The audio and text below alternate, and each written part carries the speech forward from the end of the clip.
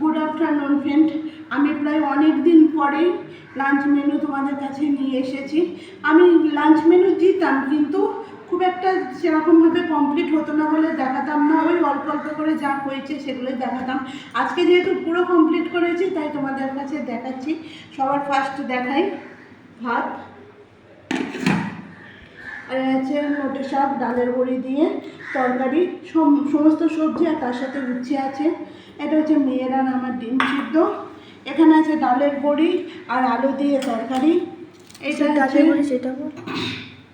কুঁদুরি ভাজা, আর এই হচ্ছে মুসুরির ডাল, আর এটা হচ্ছে আমার বর আর দেওরের জন্য ডিম ভেজে ঝাল করেছি, আর এটা আমার ছেলে মেয়ের আর আমার জন্য। আরেকটা জিনিস আছে তোমাদেরকে দেখাই, এটা হচ্ছে আমার ছেলেরা খাবার, যেটা ও দুবেলা খাবে, একবেলা না। এই হচ্ছে আমার লাঞ্চ মেনু। এগুলো যদি তোমাদের পছন্দ হয় তাহলে লাইক আর কমেন্ট করে দিও। বাই।